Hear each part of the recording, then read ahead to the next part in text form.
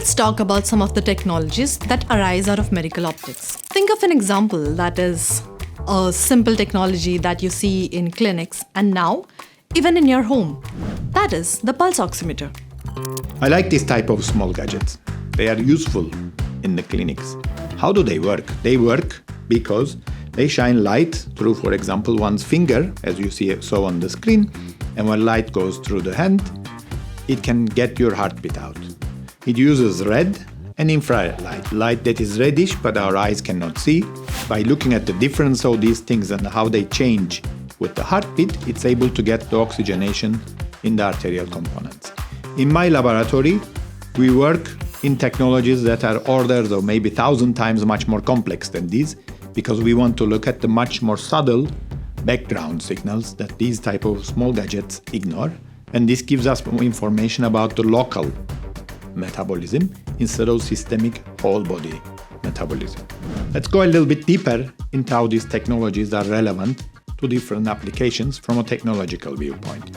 If you want to look into neurocritical care monitoring, when someone has a really bad injury to the head, we can say we do neuromonitoring. We put a monitor, stays next to the bed, and we look over time. Technology for this means we deliver light to the head and we detect it at a distance.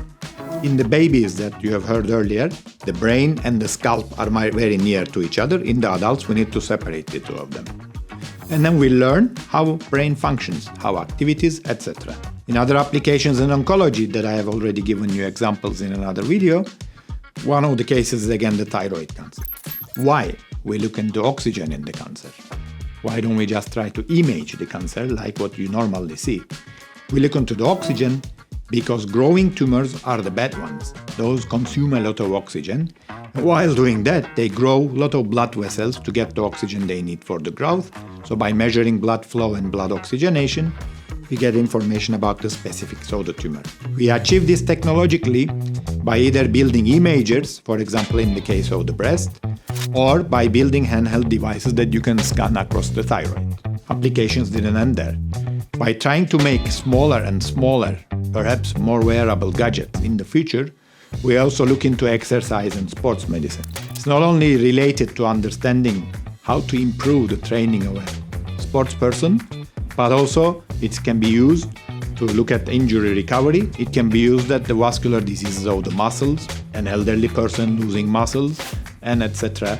To all of these cases to look into the metabolism as a biomarker of health and disease and development.